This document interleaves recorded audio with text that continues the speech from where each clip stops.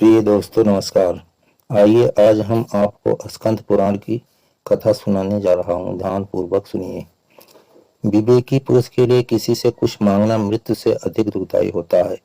मृत्यु का दुख तो क्षण भर में समाप्त हो जाता है, परंतु याचना जनित दुख का कभी अंत नहीं होता।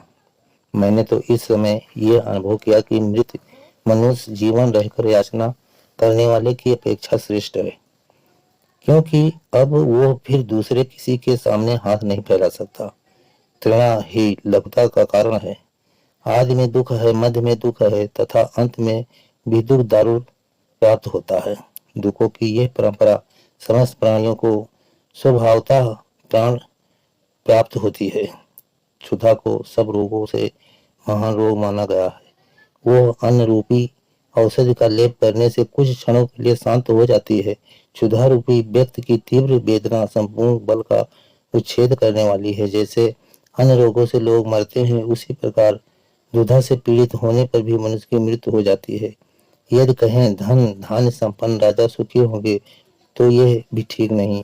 राजा को केवल यह अभिमान ही होता है कि मेरे घर में इतना वैभव शोभा पा रहा है।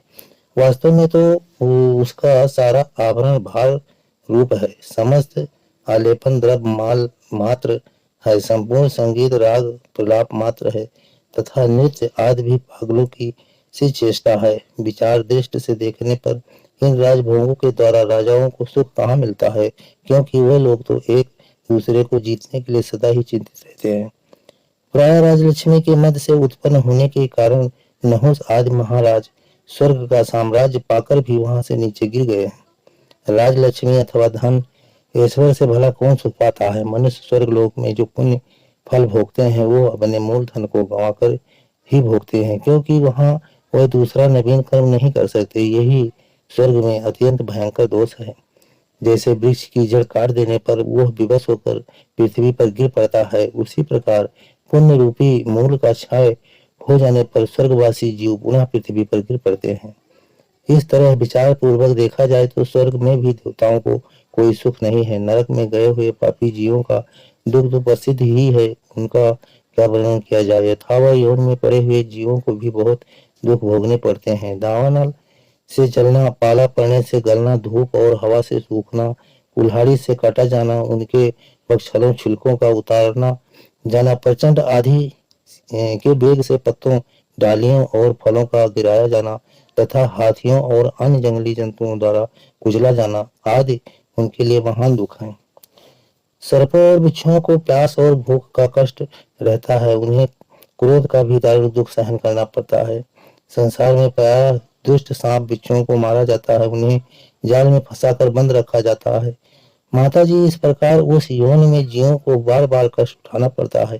कीड़े आदि का अकस्मात जन्म होता है और अचानक ही उनकी मौत भी हो जाती है, इसीलिए उनका दुख भी कम नहीं है। मृगों और पक्षियों को वर्षा, सर्दी और धूप का महान कष्ट तो है ही, भूख प्यास के भारी दुख से भी मृग सदा संयत रहते हैं, परंतु समूह के जो दुख है उन्हें भी सुन लो। भूख प्यास तथा सर्दी गर्मी आदि का कष्ट सहना, मारा जाना, बंधन में डाला जाना और डंडे आदि से पीटा जाना, नाक का छेदा जाना, चाबुक और अंकुश की मार पड़ना आदि उनके महान क्लेश हैं। इनके अतिरिक्त बोझ ढोने का भी उन्हें बड़ा भारी कष्ट है। कार्य की शिक्षा देते समय भी उन्हें मारा पीटा जाना है। फिर युद्ध आदि की पीड़ा भी सहनी पड़ती है। अपने झुंड से जो उनका वियोग होता है और वह वन से जो अत्यंत लाए जाते हैं, ये सब कष्ट अलग है। दुर्भिक्ष, दुर्भाग्य का प्रकोप, मूर्खता, दरिद्रता, नीच ऊंच का भाव, मृत राष्ट्र उपलब्ध, एक राज्य का नाश करके दूसरे राज्य की स्थापना, पारंपरिक अपमान का दुख, आपस में एक दूसरे से धन वैभव या मान प्रतिष्ठा में बढ़ा जाने का कष्ट, अपनी प्रभुता का सदा स्थिर न रहना, ऊंचे चढ़े हुए लोगों का नीचे गिराया जाना इत्यादि महान दुखों से यह संपूर्ण चराचर जगत व्याप्त है। जैसे इस कंधे का भार उस कंधे पर कर देने को मनुष्य विश्राम समझता है, उसी प्रकार लोक में एक दूसरे दुख से भी शांत होता है। इसीलिए एक दूसरे से ऊंची स्थिति में स्थित हुए इस संपूर्ण जगत को दुखों से भरा हुआ जानकर उसकी ओर से अत्यंत उद्विग्न हो जाना चाहिए। उद्वेग से वैराग होता है, वैराग से ज्ञान प्रकट होता है तथा ज्ञान से महात्मा विष्णु को जानकर मनुष्य मोक्ष प्राप्त कर लेता है। माँ, जैसे कौओं के अपवित्र स्थान में विशुद्ध राजहंस नहीं कर सकता, उसी प्रकार ऐसे दुखमय संसार में मैं तो कभी रम नहीं सकता। मैया, जहाँ रहकर मैं बिना किसी विघ्न बाधा के आनंद पूर्वक रह सकता हूँ, वो स्थान भी बताता हूँ, सुनो। अविद्या रूपी वन तो बड़ा भयंकर है, उसमें नाना प्रकार के कर्म में बड़े बड़े वृक्ष खड़े हैं। वहाँ संकल्पों के डांस और मच्छर बहुत हैं। शोक और हर्ष की वहाँ की सर्दी और धूप है। उस वन में मोह का घना अंधकार छाया रहता है। वहाँ लोह रूपी सांप और बिच्छू रहते हैं। विषयों के अनेक मार्गों से वह प्रदेश व्याप्त है। काम और क्रोध रूपी बधिक तथा लुटेरे उसमें सदा डेरा डाले रहते हैं। उस महादुखमय विशाल वन को लांग कर अब मैं एक ऐसे महान विपिन प्रदेश कर चुका हूँ, जहाँ पहुंचकर उसके तत्व को जानने वाले ज्ञान रूपी पुरुष न शोक करते हैं न हर्ष। वहाँ किसी से भय नहीं है, किसी को भी भय नहीं है। उस विद्या रूपी वन में 7 बड़े भारी वृक्ष हैं।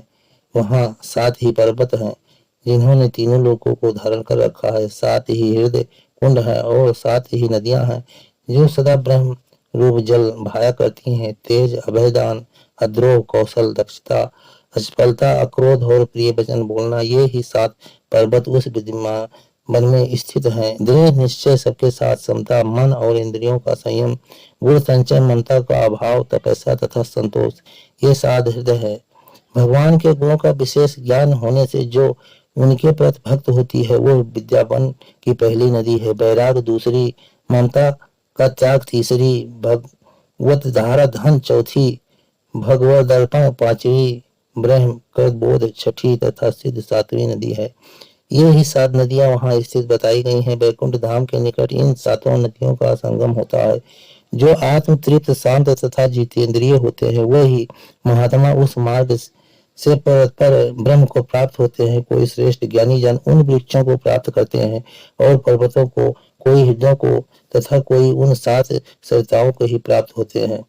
माँ, मैं ग्रहण किए हुए व्रत को धारण करने की इच्छा रखकर वहाँ ब्रह्मचर्य का आचरण करता हूँ। इन ब्रह्मचर्य में ब्रह्मा की संध्या, ब्रह्म की अग्नि तथा ब्रह्म की कुछ अस्त्र और जल भी ब्रह्म है और गुरु भी ब्रह्मा ही है। यही मेरा ब्रह्मचर्य है। विद्वान पुरुष इसी को सूक्ष्म ब्रह्मचर्य मानते हैं। माता, अब मेरे गुरु का परिचय सुनो, जिन्होंने मुझे विद्या प्रदान की है। एक ही शिक्षक है, दूसरा कोई शिक्षक नहीं। हृदय में विराजमान अंतर्यामी पुरुष ही शिक्षक होकर शिक्षा देते हैं। उसी से प्रेरित होकर मैं झरने से बहकर जाने वाली जल की भांति जहाँ जिस कार्य में नियुक्त होता हूँ, वहाँ वैसा ही करता हूँ। एक ही गुरु है, उनके सिवा दूसरा कोई गुरु नहीं है। जो हृदय में विराजमान है, वह ही गुरु है। उनको मैं प्रणाम करता हूँ। उन्हीं गुरु स्वरूप भगवान मुकुंद की अवहेलना करके संपूर्ण दानों। अब आगे का भाग अगले वीडियो में आपको देखने को मिलेगा।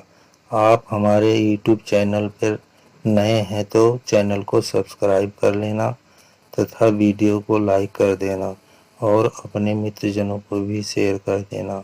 अब चलो चलते हैं, मिलेंगे अगले वीडियो में।